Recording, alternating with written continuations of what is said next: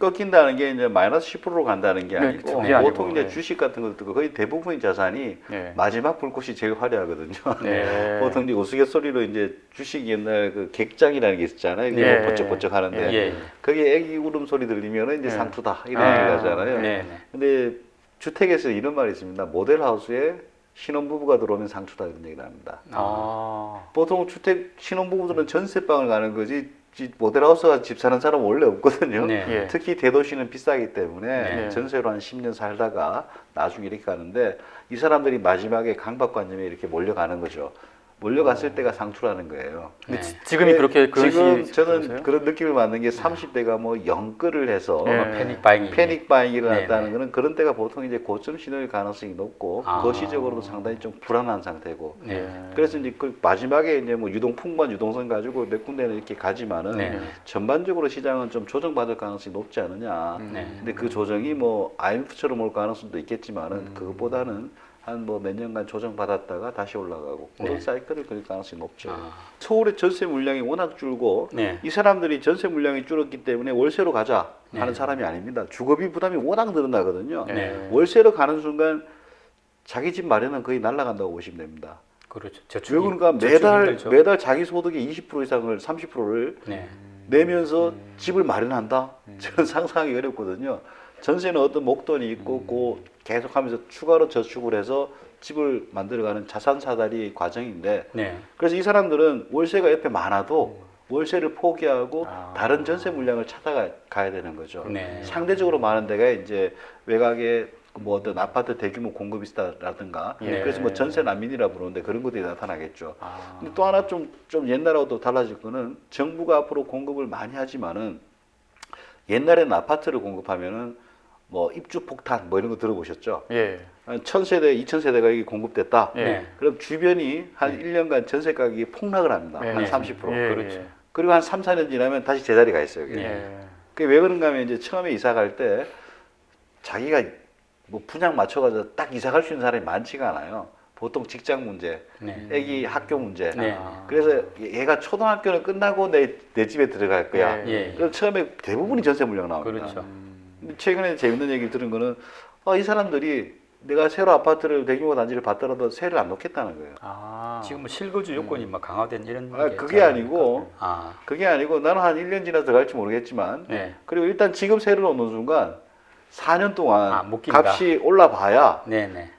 4년 지나서 내는 것보다 전세 내는 것보다 훨씬 싸다는 거야. 아. 그래서 이제 지금 몰릴 때는 그냥 한 1년간 비워놓고 있다가 네, 네. 내년에 그냥 한번 내면은 가격이 훨씬 올라갈 수 있을 거 아니에요. 네, 네. 그게 오히려 낫다 이런 얘기까지 한 사람이 있습니다. 그게 전세 물량이 줄어든 요인 그러니까 중에 하나겠네요. 앞으로 줄어들 거죠. 지금 네. 줄어든 거는 이제 전세에서 월세 전환이라든가 아니면 집주인이 실거주로 들어간다라든가 네, 네. 이렇게 규제가 까다로우면 난 차라리 없애버릴 거야. 뭐 이런 네. 사람들도 있고요. 아. 뭐 증여로 줘버리든가 네, 네. 뭐 그런 것들도 그 증여 물량도 굉장히 많아졌거든요. 네, 네. 그런 것들이 이제 지금 현재 당장의 문제고 앞으로는 말씀드렸던 이런 것들도 있고 네. 그다음에 투자자들이 자꾸 포기를 하는 겁니다. 그러니까 결국은 서울에 있는 입지가 좋은 곳에 좋은 아파트는 계속 올라갈 것 같고요. 예. 이게 폭등을 하는 것은 아니라 예. 미세하게 계속 올라갈 겁니다. 이미 좀 4년 내내 많이 올랐기 때문에 예, 예. 시장이라고 하는 것이 미친 듯이 올라가지는 않거든요. 예. 그러니까 규제하고 지원과 무관하게 예. 시장은 많이 올라가면 자율 조정 작업들을 합니다. 예. 지금 지난 3년 이상 많이 올랐기 때문에 예. 조금 쉬어가는 타이밍이 됐는데 지금 계속 거래가 되면서 올라간 이유는 이게 거래가 많이 되는 것도 아니거든요. 예. 매물이 없다 보니까 그 예. 매물이 꼭 필요한 층들은 그냥 그 돈을 주고 그냥 들어가는 겁니다. 비싸게라도 예, 주고선. 원래 이제 매도 호가랑 매수 호가랑 지금 갭이 벌어져서 네. 경쟁을 하다가 보통 이제 그 매도 호가보다는 매수 호가에 보통 거래되는 게 일반적인데 예. 지금 워낙 매도자 우위 시장이다 보니까 위로 거래가 되는 것들이거든요. 원래 이렇게 가는 것들이 일반적인데 한동안은 거래가 될 것 같고요. 결국은 서울에 매물이 없다 보니까 아마 이제 서울에서 실거주를 하실 분들 같은 경우는 경기도권이나 인천에 있는 집들을 찾을 것 같아요. 예. 그럼 결국 이제 서울은 올라만큼 올라가고 예. 좀 부합기가 된다 하더라도 그보다 좀 많이 싼 경기도나 인천에서 서울까지 출퇴근하는 입지들을 좀 찾겠죠. 예. 그 지역까지 시세가 올라갈 것 같아요. 그래서 향후 한 2, 3년 동안은 그런 패턴으로 갈 것 같고요. 예. 또 경기나 인천이 또 올라갈 거잖아요. 그럼 예. 또 다시 또 서울이 또 올라갈 겁니다. 그러니까 그 아. 물량이 많이 공급될 때까지는 어쩔 수가 없어요. 이게 반복이에요. 자, 그리고 이제 시청자들이 일단 가장 궁금해할 거는 일단 지금도 너무 많이 올랐지만은 그래도 네. 실수요자들 입장에서는 그래도 좀 포기하지 말고 잘 꼼꼼히 봐서 각자의 그 재정 상태에 맞는 아파트를 갖다 선별을 해야 되는데 선택을 해야 되는데 그 어떤 전략이 좀 필요할까요? 무주택자 분들, 그러니까 문재인 정부에서 가장 잘한 것 중에 하나가 뭐냐면요, 무주택자들한테 기회를 굉장히 많이 줬습니다. 아, 예. 예, 그러니까 분양가도 이전 정부에서 분양했던 분양가보다 훨씬 싸고요. 예. 그다음에 또 특별 공급이라든지 무주택자들한테 당첨될 수 있는 기회들도 많이 줬거든요. 아, 그러니까 지금 5년 동안 청약 통장 한 번도 활용하지 못한 분들은, 예. 청약 신청을 한 번도 안 해보셨던 분들은 예. 직무유기입니다, 솔직히. 기회를 줬는데도 안 산 거잖아요. 되게 싸거든요. 예를 들어서 지금 이번 주에 수색 증산 뉴타운에 3개 단지, 다음 주까지 합쳐 4개 단지가 동시 분양을 합니다. 예. 분양가가요 평당 1,900만 원이에요. 예. 근데 지금 고양시 덕양구에 분양했던 게 2,700에 분양했는데 예, 예. 거기보다 입지도도 좋고 예. 상품도 좋은데 예. 지금 허구 통제 때문에 1,900만 원에 예. 수천 세대가 분양하는데 이거 청약 신청을 안 했다고 하는 것은 직무유기거든요. 그러니까 내 집을 적극적으로 마련하겠다는 의지가 없는 거잖아요. 그리고 지역에 따라 좀 차이가 있을까요? 아니면 또 전반적으로 뭐 그렇게 그런 현상을 보일까요? 그 말씀하신 대로 주로 초고가는 강남 뭐 쪽이니까. 강남이나 뭐 마용성 예. 이런 쪽에 이제 많이 있고 예. 중저가는 이제 주로 뭐 강북 뭐 그다음 비강남에 예. 몰려 있으니까. 근데 제가 보니까 그 동안에 그 우리가 갖고 있는 어떤 생각들은 강남 불패였잖아요. 네. 지금은 그렇게 되지 않습니다. 오히려 인식들이 서울 불패라는 게 더 강한 것 같고 실거래가를 보시면은 예. 무조건 이런 뭐 유명 아파트 예.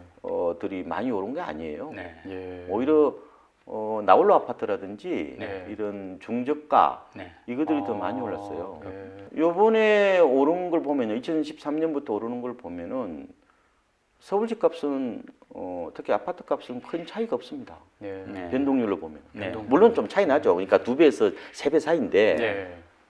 나홀로 아파트들도 뭐 그 정도 올랐죠. 아. 물론 조금 덜 오른 데 있을 수 예. 있겠지만 예. 전반적으로 큰 우리가 이제 말씀해 2000년도에 그때 이제 참여 정부 그때는 예. 예. 주로 랜드마크 재건축들이 치고 올라간 장세였지만 네. 그렇죠. 일곱 곳이 뭐죠? 예, 네. 그때 뭐 버블 세븐 얘기를 버블 세븐 했었죠. 예. 근데 제가 보기에는 이번 장세에서는 강남 못지않게 다른 지역도 많이 올랐기 때문에 그 차이가. 그러니까 무조건 지금 뭐 강남이 많이 올랐다. 네. 물론 이제 개별 단지를 보면 좀 더 오를 수는 있겠지만 네. 옛날에는 요 정도였고 강남이 요 정도였으면 비강남은 요 정도밖에 안 됐단 말이에요. 근데 네. 지금은 거의 엇비슷하단 말이에요. 예. 아니면 비강남이 더 오르거나 예. 뭐 이런 측면. 그러니까 우리가 2013년부터 따져봤을 때 예. 그렇기 때문에 좀 과거와는 좀 다른 어떤 그런 측면이 좀 있었다. 그거는 이제 제가 보면은 뭐 재건축에 대한 규제도 있었고 네. 또 강북의 또 재발견이라고 그래서 네. 뭐 용산이나 저 용산 그다음에 네. 뭐 종로나 얼지로 가면 오피스 엄청 많이 올라갔죠. 그렇죠. 예. 그 직주 근접형 수요들이 네. 많이 또 탄생했다고 볼 수 있고 또 30대들이 또 집을 강남 못 사잖아요. 네. 그러니까 그쪽 수요들 아. 베이비부모는 집을 최근 2, 3년 사이에 거의 안 샀죠. 예. 네. 서울에 어떻게 삽니까? 지금 어떻게 두 채를 삽니까? 예. 그러니까 오히려 30대들이 좀 많이 찾는 쪽이 중저가, 중소형이기 때문에 그게 또 네. 강북에 많이 있잖아요. 네. 뭐 그래서 과거와는 달리 이번 시장 흐름은 저는 서울로 보면은 뭐 큰 피자판 같은 느낌? 피자판. 보면은 우리 이제 회장님이나 사장님이 피자를 하나 내려주시잖아요. 네. 그러면 내가 조금 큰 거 먹으려고 옆에 거 골라보면 옆에 더 크잖아요. 아.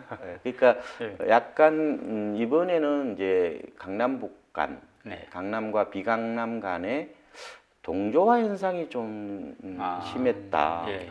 저는 이렇게 예. 이제 분석을 네. 하고 있죠. 네. 예. 네. 부동산이 일단 젊은층 실수요한테 공급이 되도록 하기 위해서는 네. 정말 공급이 늘려져야 되고 그것은 어떠한 방법으로든지 간에 정부가 책임지고 해야 될 것이다. 예. 두 번째, 성실한 납세자, 즉 1가구 1주택을 보유하면서 실제로 그 주에 거주하고 있는 사람에 대해서는 예.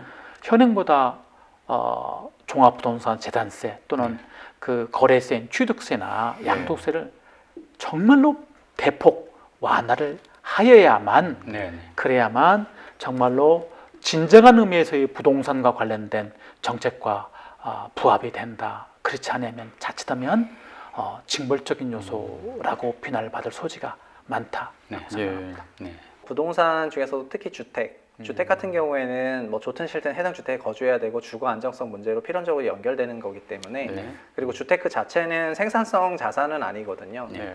네, 그러니까 상업 활동에 소요되는 그런 건 아니어가지고 물론 임대 사업이라는 게 있긴 있지만 그래서 가게가 주택에 과도하게 그 투자 활동을 집중하는 것 자체가 예. 전체로 보면은 뭐 아주 좋은 모습은 아니라고 생각을 하거든요. 네. 그래서 이런 부분에 대해서 좀 방어할 수 있는 이런 형태의 정책들이 미리 나왔어야 된다고 생각하는데 2000년대 초반에 주택 가격 올랐을 때 실패했던 게 DTI LTV가 너무 늦게 나왔다는 거고요. 네. 2000년대 초반에 가계를 대상으로 유동성이 늘어나는 대출 사이클이 있었는데 네. 그런 것들에 대해서 너무 그 늦게 대응을 했다는 거고요.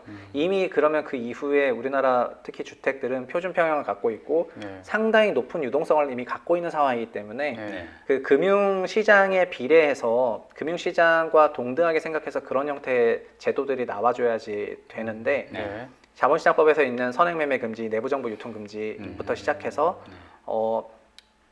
이제 지금은 뭐 어디 개발하는데 미리 먼저 알아가지고 도시 뭐 도계위원이나 막 그런 관련 사업자들이 어디가 해제가 되면 네. 미리미리 사고 이런 것들이 다 부동산 시장에서는 진행이 되고 있는데도 불구하고 그렇죠. 네, 그러니까 비합리적인 정보에 의한 사익 편취가 현재 부동산에 만연하다고 개인적으로 생각하는데 예. 그러니까 시장 전체의 컴플라이언스가 올라가야 되는 게 한 꼭지고요. 네. 두 번째는 가게가 여기에 과도한 유동성을 공급할 수 없도록 가게의 그 DSR에 네. 현재 모든 그 문제가 되는 것 중에 하나가 전세인데 네. 그 전세 제도가 사라지게 두는 게 아니고 네. 전세를 받아서 들어갈 수 있도록 하긴 하더라도 전세 끼고 집을 사는 사람들의 그 전세금을 DSR로 반영하게 된다면 걔는 그 개수를 늘리는데 한계가 자동으로 찾아오거든요. 네. 네, 전세대출 총액이 원리금 상환액으로 반영이 되면은 네. 걔가 몇 개까지 올리겠습니까? 한계가 있는 건데. 네. 그래서 어느 정도의 그 유동성 유입을 차단하는 금융 시스템이 있어야지 되는 게 제일 중요한 것 같고요.